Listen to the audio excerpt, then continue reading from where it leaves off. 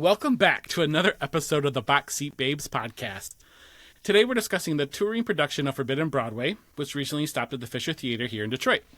But before we jump into what you can expect from this review, please like, follow, and subscribe to Boxseat Babes on all social media platforms at Boxseat Babes. Spoiler warning, if you are planning on seeing Forbidden Broadway on its tour and do not want any spoilers, please pause this episode now and come back to us once you've seen it.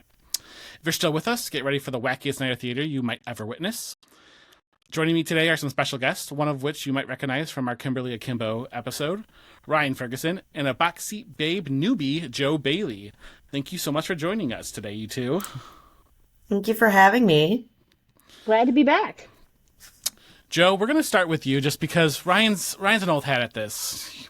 I want to know, what is your theater Broadway background? Like, you've joined us on a few shows now, well, not here, but like out in the world.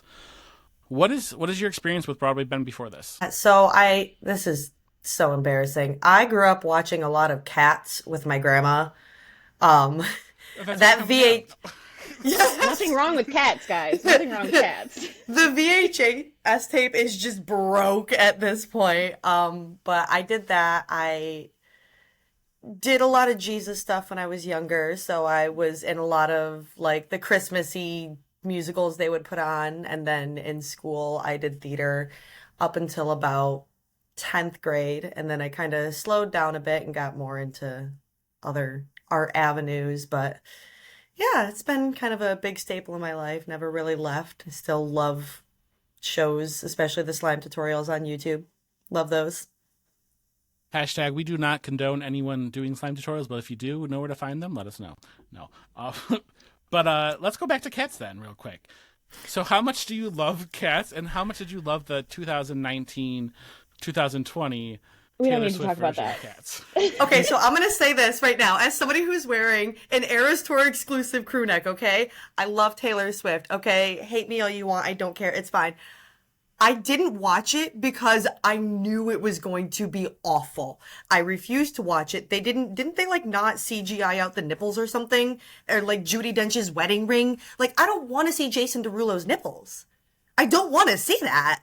Actually, you could just not. Also, I don't like Jason Derulo. So, I'd rather get out that busted old VHS tape and try to make it work again somehow. I am not, Listen, the CGI was a choice. It was a choice.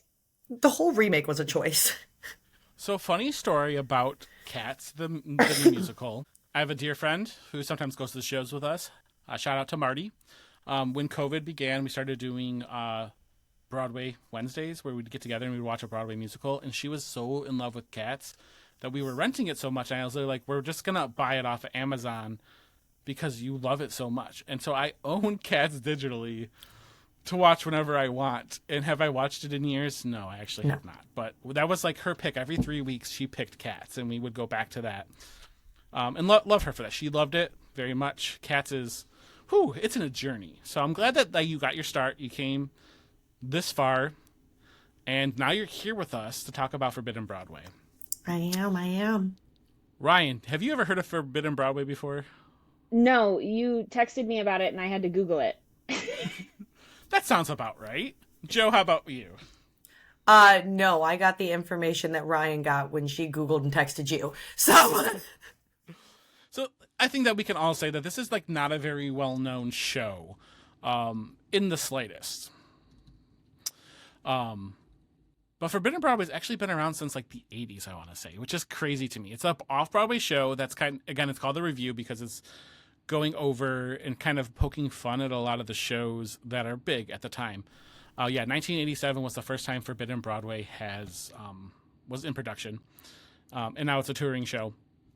And ours was specifically kind of geared towards Stephen Sondheim and the musicals that he has put out. So West Side Story, Gypsy, all those things.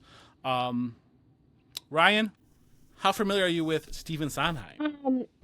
For someone who's seen a lot of his shows, not familiar. They started talking about him, and then as they were rolling out the shows, I was like, oh. I was like, I probably should have known this before. I know. And they just kept going and going, and I was like, how does this man write so much? It's kind of like Hamilton. He's just running like Literally. he's running out of time. Nope. Yep. Writing like he's running out of time. Joe, did you know about Stephen Sondheim? Please tell me you. I knew about Stephen Sondheim, but I always forget exactly what he's wrote and how many he's wrote until it's like presented to you. It's like one of those things where you're like, you know, he's done everything under the sun, but then when you see it all, you're like, oh yeah, he did do that. Oh yeah. Yeah, I mean, he's done like. So West Side Story is one of my favorites. I love West Side Story. That's such a classic. Have never seen it live, so I feel like that's a travesty. Recently saw Gypsy on Broadway. I mean, Sweeney Todd. Ryan knows that I've seen Sweeney Todd 5 times over the past year, twice in Broadway, the rest locally here. I mean, there's some big shows, and I think that most people are probably familiar with him the most now from Merrily We Roll Along, which is where this show of Forbidden Broadway is kind of named after. You know, Merrily We Stole the Song, which is kind of the premise of what this show is. But Joe, I want you, because you're the newbie here, so welcome, kind of give like your synopsis of like what Forbidden Broadway, Merrily We Stole the Song is kind of about. Oh gosh. I know it's hard. We're throwing you on the spot. Ryan can jump in at any time. Please feel free. Feel free. I actually don't know how to swim, so like the show is kind of not a show, right? Yeah, it's more of like just a bunch of songs making fun of other songs and kind of, I wouldn't even necessarily say making fun of. It's just highlighting interesting things that have happened surrounding those and things that are just like, well, this is pretty obvious. And it's pretty comedic because life's a joke. So. I mean, you're right about that. Ryan, what's your take on this show? General thoughts before we kind of dive into it. Listen, I think we all know I'm a fan of the comedy shows. I am. I love me a good joke. I think it's like just light enough where the comedy really like it's that simple comedy that just gets the laughs. Like, I mean, I don't think there was more than like 3 minutes without somebody at least in the crowd laughing. We had that one guy that was kind of off to our front and left who was just having the time of his life. Oh, I know. You heard him over everybody. Yep. But I mean, this show really is kind of just, it's clips of songs, but like every song, it reminds me a lot of the Book of Mormon, where like every song is related to another Broadway song, but you're all kind of twisting it a little bit. You know, everything's a little bit off, everything's a little bit funny. The only one that's really coming to mind right now from Forbidden Broadway that I can really think of, because it just took my breath away for the wrong reasons, but maybe the right reasons, was Wicked, where it was just like defying, you know, you're defying like the age of Elphaba, which was just, I was absolutely gagged for so long with that one. I think it's really cool too that they like continuously update it. So like from 87 to now, like completely different. Still holding true to the same like through point line, but like I love shows like that. Like what's the other one that does that? Moulin Rouge, don't they update as well? They have updated, absolutely. Yeah. And they from Broadway to tour, they changed some of the songs, I believe, and they added a few different pieces. They really wanted to make it more appealing to a general audience, which this does very well. I mean, I'm looking at the list. They you know, spoof Cabaret, The Outsiders, and Juliet, Six, Back to the Future. Like, these are all shows that are currently on Broadway. They currently have tours going around. I've seen many of these, and so like again, it was really kind of cool to see those spoofs for you. For me, not for you. But Joe, how was some of the spoofing for you? Maybe not having seen some of those shows, because you know, like we talked about like The Outsiders, and I told you during intermission that was one of my favorite shows when I went to Broadway. But you haven't seen that musical, so like for you, maybe it didn't have that same power. Yeah, I think what did it for me was when they did the comparisons to what The Outsiders was like when they did the blank plus blank equals blank thing, and that was like, okay, I read the book, I saw the movie, I know The Outsiders. And then when they put all that together, I went, I feel like I don't need to see the musical because of the way that they played it. And like, support theater, go see it if they're playing it. But I just feel like the way that they had it played out, I was like, yeah, that makes a lot of sense. But it was really interesting seeing those takes on like musicals that I haven't seen. And I mean, it's been ages since I've seen Cabaret, but obviously I've seen the things with the MC going around. So them poking fun at those was very entertaining. Shout out to Orville Peck. We love him. I need to go see him. We love Orville. We love Orville Peck. Ryan, do you feel like there maybe was more to appreciate from the show if you hadn't seen those musicals? Or do you feel like you maybe, having not seen them, you still could appreciate it quite a bit? I still appreciate it. I mean, like Joe, I think a lot of the shows that they were poking fun at are things that even if you haven't seen, you've seen enough through social media to like get the gist of the shows. So there was nothing like in Forbidden Broadway where I didn't know exactly what they were paralleling, Sure. even though I haven't like in person seen the shows. And what I like what they did is that they had some of those new shows, but then they also had some of those classic ones like Les Mis, Phantom of the Opera, Wicked, like ones that people have either had a chance to see or have seen clips of or know the other, like because these have had movies, these have had, community productions. I mean, Ryan, one of the first times we went to a show, you were talking about The Lion King and how it was absolutely one of your favorites. And then they make fun of that there, but it's also a show that like I haven't seen, but I know Lion King from Disney, and so it kind of appeals to those wider audiences. So everyone kind of has something that they can appreciate for this. Yeah, I thought that song that they did with the Lion King too was so on point. What was it? I can't remember. It was about how the headpieces are so heavy and how they're all like in pain 24/7 to wear them. That was good. That was really, really good. As someone that has been in theater, Joe, you probably can appreciate that quite a bit. Even just some of like, I remember doing like Arsenic and Old Lace, or just some like older shows that weren't even necessarily musicals, and the hoop skirts that they make you wear are insane. Like, why am I wearing 15 layers of skirt? Why? Who's gonna see the other 14? As somebody who did costumes in high school, just devil's advocate. Well, thank here. you. Because it looks thank good. you.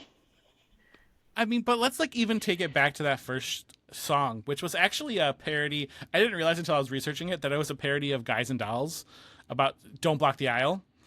Ryan just, her life was just flashed before her eyes. I didn't realize that until just. And I've done that show. That was one of the ones we did costumes for. Yeah, because they tell you in that one as well, you can't block the aisle. Like, 'cause Yeah. they use the aisles. No, I know exactly what song it's referencing now too, and I'm like, oh my god. And that to me was like one of the most hilarious parts because it was so like meta with like having the guy who was an actor. Obviously, we all knew he was an actor, but having him kind of block the aisle and climb over people and like get the audience involved in that, I was like, oh, this is not like your traditional Broadway show where you're just sitting and watching. You are a part, or they're trying to make you a part of the show as much as possible. Did you like the kind of interactions, Joe? Absolutely. I love things that get people engaged. Like, don't get me wrong. This is so basic and that's fine. I have watched Hamilton on Disney Plus way too many times, so I don't mind sitting around for a few hours just listening to things and not talking. But I love doing something that doesn't make the audience feel like they're just there. I like something that makes them feel included and like they're also a part of the show, and that it's so inclusive, and I love it so much. Because it really is an experience unlike any other. Like when we were at the part, like you mentioned, where they were kind of calling out of like this show and this show equals what? In my head, I was like, you're not supposed to talk. Like in my head, I was like, don't shout out the answer. Because like in Broadway shows, you're not supposed to interact. You are sitting there and you are viewing something and you're just like a passive participant in that. And they're like, no, we want you to shout out the answers because if you don't, this part doesn't make any sense. One guy yelled out and they were like, yeah! I was like, oh, we can talk. Okay. It's kind of, and I didn't want to be wrong. It's kind of reminiscent of like like Rocky Horror Picture Show, almost like where you go to one of those shows and you're supposed to be a part of the audience interactions. You're supposed to yell, you're supposed to throw. I went to my first showing ever this past October, so like I was a newbie to it and did not realize. I've actually never done it. You guys, it's literally such a big staple in my hometown. We literally do it every year, and the entire town comes out and dresses up. Oh my God. It sounds like we have to take Ryan to do this year. Yeah, we're gonna put on some fishnets and go watch some Rocky Horror. Fishnets? Oh, come on, Brian. You'd rock some fishnets. Let's be real. I think you would rock some fishnets. Let's go. Ryan, how was it for you with the audience interaction? Because you've been to quite a few shows with me, very traditional shows, both community, professional, Broadway. What was that like for you to have a little bit more interaction than maybe we're used to? It threw me off at first. I mean, like you guys said, I was sitting there as people were talking, and I was like, are we supposed to be doing this? Like, it almost felt like I was gonna get in trouble at first, but the more that they did it, like, the more fun it got. I really like the idea too that they, like, because you're so close to the stage, like, they kept picking on people like in the front. And I thought that was really fun, especially with like how expensive tickets are these days. I was like, what a fun way to get people like there and in those seats, because like then you're like guaranteed an interaction. For sure. I do think, I wonder if the lights were done a little differently too. So recently we got to do a tour of the Fisher Theater, and we learned on the VIP tour that most shows, all they can see is the gold plates at the back of the back of the theater, because that's all the light is bouncing off of. Everybody else is just blocked, but they were interacting and picking out specific people. And I said, those lights have to almost be different. Like, they have to be staging it a little different so they can see you. Well, I think that also goes to like how the stage was set up itself and how pared down it was. Sure. Like, everything that they were doing, it was a very like bare stage. I mean, and I think you could see that with the lighting too, minus the like few spotlights that they'd show. Like, it wasn't fully lit up either. It's so interesting to me because it wasn't exactly like community theater, but it was community theater-esque. Does that make any sense? Mm-hmm. Like, it was like there was like almost streamers, and like there was like, and it was just the four of them, and then the gentleman on the piano. But like there was not much going on stage, other than like pure talent. You know what I also want to talk about? How quickly they were doing those quick changes. That was insane. As somebody who had to do quick changes, where is it? Where are you putting all of that? Blew my mind. I would love a behind the scenes, because that, like, they would literally walk back there and walk right back out, and I was like, in a whole different outfit, and I'm like, how did you just go from like a pantsuit to an evening gown that quickly? Yeah, with wig changes, with like I know sometimes I've watched videos and those wigs are not easy to put on, let alone changing a whole outfit. Yeah. Let alone making sure they don't fall off during some of the moves as well. And going along those lines too, Joe, like you mentioned, they're quite active on stage. Yes. They made use of the entire stage, and they made sure every corner, if there was more than one of them, they all had your attention.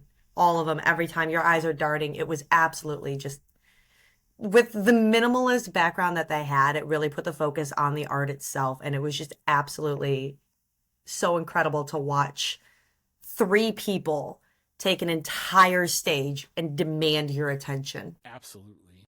And I think that I want to address that too, because I'm gonna throw myself under the bus here a little bit. I did not know what to expect before going into this. And I guess I didn't necessarily expect like Broadway level performance. Like, I was like, okay, we're kind of poking fun at it, but it's not going to be like they're belting these songs. Like, and there was plenty of times where I was turning to RJ and I was like, she just hit that high note that a lot of Broadway actresses would struggle to hit. I mean, just like the Wicked one, where she hit that note like Cynthia Erivo, and I was like, damn. Okay, girl, like literally.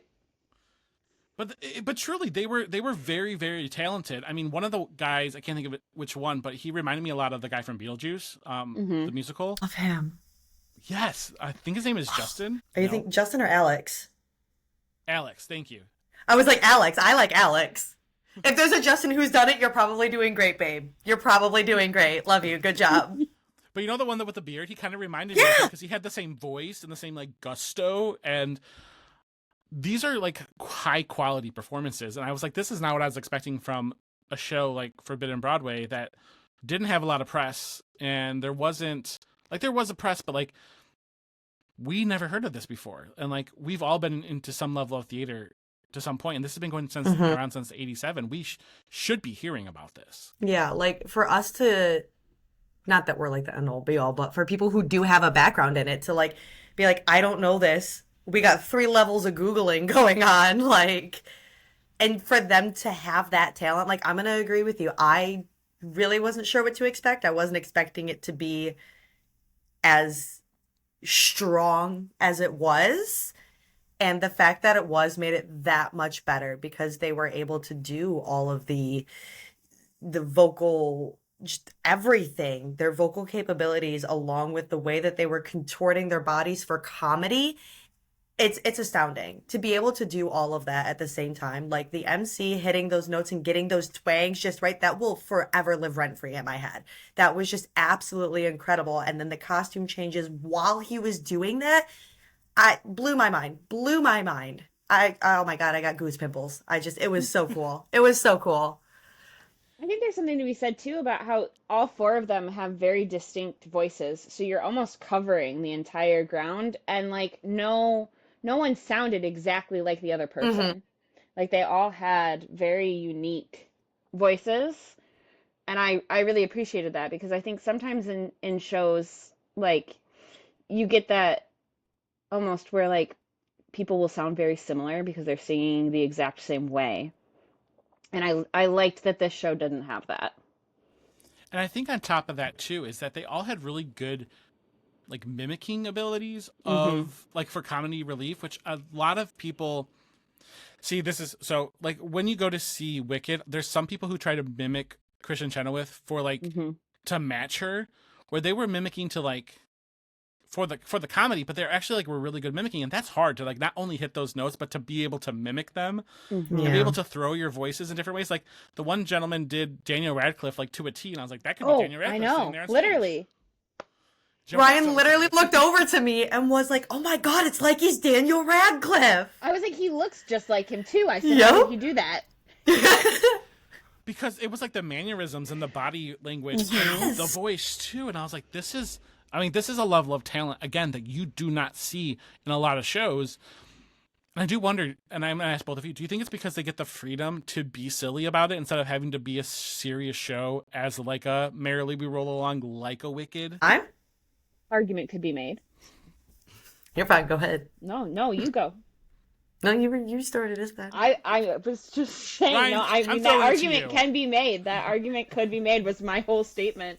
Okay, Joe, I'm throwing it to you now. I think that when you are allowed that freedom to kind of, I feel like they were allowed to interpret it how they saw it versus how the director saw it. And I think being able to have that input as well and have that trust with your director to know that I know my role, I know all of the people who have played this role before me, and to be able to put your own twist on all of that, I think it does allow for more, just definitely being in a strict role. I feel like it doesn't allow you feel kind of stuffy. Like you're wearing those 15 layers of skirts, but you know, everybody knows it. I didn't know that homegirl had an evening dress on underneath a pantsuit, underneath an evening dress, underneath a cocktail dress, underneath another pantsuit. Like, right. It's just so, yeah. And again, it speaks to their talent. Like when that one person walked out, like and was singing like Patti LuPone, and I was like, that's just crazy, because like Patti LuPone is one of a kind. That's like one of the legends that we talk about, you know. Or like when the one was doing Defying Gravity and sounded like Idina Menzel, I was like, Idina Menzel is somebody that people aspire to, and you're acting like it's no big deal. And so I was incredibly. So I have to shout out that Bernadette Peters impersonation, because Yes. that was so spot on. So spot on. So it's funny. I know Bernadette Peters from the Cinderella movie with The best one? Brandy? The Yes. best one. It is the best one. It is absolutely the best one. It has one of my 1,000%. favorite songs in it. Impossible. No, the one where they're talking about like in my own little corner in my own little chair. That is one of my favorite like musical songs ever. We're gonna have to unpack that later. Not a therapy Not my session. therapist. So with that being said, I do have to ask you guys. So this is a very niche comedy. This is clearly a comedy for people who love Broadway. Do you think that hurts mass appeal? Like, because as you can tell, when we walked in that theater, it wasn't exactly full. I think that there's definitely was a very specific area of people that it was aimed to. But do you think that this has mass appeal to other people? Joe, I'm going to start with you. I think it does because I mean, with the popularity of Hamilton, I think a lot more people are getting into theater and they're discovering more things, and there's so many new things for them to discover. And there's literally decades and decades and decades of musicals for them to get through. And I feel like being able to have, like, going from watching Kiss Me Kate to watching somebody make fun of Kiss Me Kate, like, I think that's something. It's nice to have a relief, and it feels like a nice relief from all of the, like, I mean this in the most loving way, okay? I watched Cats, so y'all can bully me, it's fine. But from, like, the stuffy older ones that you're used to, where everybody wears suits, like a Guys and Dolls type thing. I love Guys and Dolls. But going from something like that to being able to have comedic relief about it, where it's like, I watched this show, and this was a little weird, and then they make fun of it in this show. So I think it has the ability for you to express your adoration for a show in another way that you might not have found an outlet for. I think that's a beautiful way to put it, because there's a few things that you just mentioned there. You talked about the old shows, which are, some of them are quite stuffy. You'll never catch me watching Oklahoma. I'm sorry. I cannot sit down and watch Oklahoma. Hear me out. Hugh Jackman's in a variation of Oklahoma, and it's... Well, I'm gonna do you one better. So I've seen The Music Man on Broadway with Hugh Jackman, and I recently saw a production of it in Birmingham Village Players. And Birmingham Village Players was incredibly better than the Hugh Jackman version. So I'm just throwing that out there. fair. But maybe I'll try Oklahoma one day. But point is that I feel like that show doesn't have mass appeal. Like I love West Side Story. Sound of Music's my favorite movie. I watch Sound of Music 6 to 8 times a year. That's not a show for everybody. That's a show for me. Mm-hmm. But it showcases the Forbidden Broadway, specifically this version of it, does really good at showcasing the fact that a lot of these shows are younger. Like when you look at The Outsiders, that's appealing to a wider audience because people grew up on that story. And Juliet brings pop songs to a Romeo and Juliet version. That's appealing to a lot more people. And so it's interesting that you say that. It does kind of poke fun at some of the other ones, but also highlights some of the stuff about the new ones that make them so successful. Ryan, what about you? Do you think that there's appeal to a mass audience? Do you feel like this is a very niche show that is struggling to find its audience? I think it's struggling just a little bit from a marketing standpoint as well.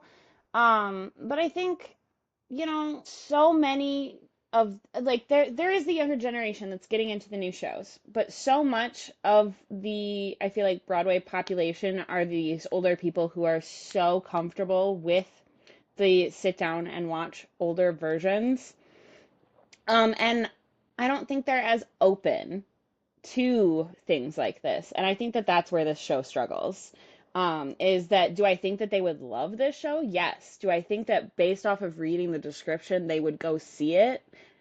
No. So it's absolutely funny you say that, because I don't know if I mentioned it in the Gypsy episodes that we just did, but when RJ and I went to see Gypsy on Broadway, we were the youngest ones there. It was the last show that we were there. It was like a Wednesday afternoon. We went to the show, and I sat next to this. So RJ sat on the outside. I sat in the middle because, of course. And I sat next to this little old couple. And in the middle of the first act, a little old lady turns to me, and I'm talking like old. And she goes, "This is what true Broadway is, isn't it?" And I was like, yeah, absolutely. And not that Gypsy isn't great, but it's a dated show. It's like, it's the kind of show my grandmother would love to see.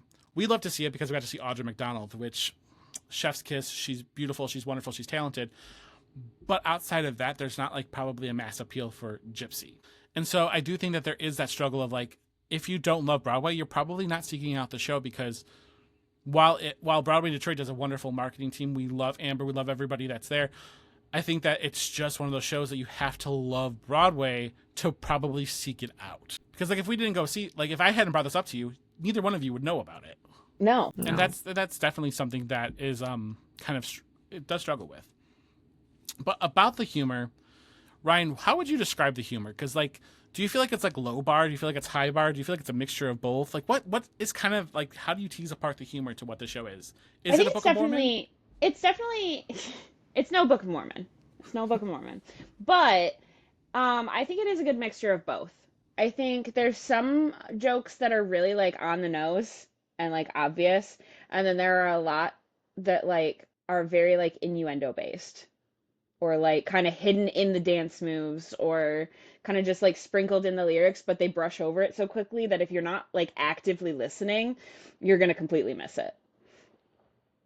And like, but I almost kind of like this type of humor better than what was that show we went and saw at Meadowbrook, where it was about the couple that writes what was it, The Angel Next Door? Oh, The Angel Next Door. And they had like a lot of very similar jokes, I think, in that show as well. But I liked the levity of this show a little bit more than I liked it in that show. And I think that does lean itself to why it's a review. Because like, I think like it can just be one joke after another without having to have a plot, and you could just laugh and enjoy that. Joe, would you kind of agree with that description of the humor? Yeah, I think there's enough jokes where you don't have to know the ins and outs of Broadway, the who's who, to understand it. And then there's some jokes, like Ryan was saying, where like you're going to pick up on it if you know the little jokes. Like if you know little bits about shows here and there, you're like, I know what that's from. And I do think that also should make it appeal to a wider market too. Just like having all those different types of jokes, the way they're portrayed, like Ryan was saying, some of the dance moves even were kind of like little nods to things. So having different ways to tell a joke, I think, was very impressive to have that in there. I definitely agree with like that. You can appreciate it more if you know Broadway, because there was one point where they were making fun of a Stephen Sondheim aspect of shows, but Ryan and I both looked at RJ, because for those who don't know, it was in one of our very early podcasts. RJ was in Sweeney Todd, and in the show he plays Beetle and he snaps the neck of a bird. And there's a reference to like killing a bird, and Ryan and I both turned and looked at RJ at the same time, which I think like for somebody who doesn't know like some level of Stephen Sondheim, that joke wouldn't necessarily make sense. Like you might be laughing, but like we found it hilarious because we had not only that personal connection with Stephen Sondheim, but because we knew of the works of Stephen Sondheim to have that reference. Us and that one guy again in that corner who was having the fucking time of his life. Like he enjoyed it. He got that. We got that. But I think that Ryan and I were able to almost appreciate it more because we had that connection with somebody who had been in a Stephen Sondheim show. And I can see Ryan's nodding her head here. Yep. Oh, as soon as they brought up Sweeney Todd, I immediately was like staring at RJ like, Yeah, absolutely. Because again, we got to have, it was like almost an inside joke for people who knew Broadway. So Joe, final verdict, giving it a score, A through F. What would you give Forbidden Broadway, Merrily We Stole the Song? Oh, overall, I would B minus, only because the talent was absolutely insane. Like, I think talent alone, it deserves just like whatever higher than A is. What are the valedictorians, salutatorians? I don't know. I didn't do the math and science. I did theater and played soccer. But I think, like Ryan was mentioning with the marketing of it earlier, and it is a hard show to market. So to their credit, it is a very hard show to market, but I would have to give it a B minus overall. Okay. Ryan, how about for you? a solid B. Okay. A solid B for very similar reasons. Very similar reasons. Listen, I don't do the plus and minuses. This is only Well, my I third wasn't one. sure if I'm we were not- doing no, the. You do you. I'm going to give it an A minus. So I'm actually going to go ahead. I'm going to do a step up. There we go. I do think that Okay. this show appealed to me just because this is not my full-time job for anybody who doesn't know. I am a psychologist. I do this for fun on the free time, but it is a job. And there's a lot of shows that I see. And there's some weekends where I see 3, 4, 5 shows a weekend. And they're all pretty much, even if they're comedy, they are straight shows.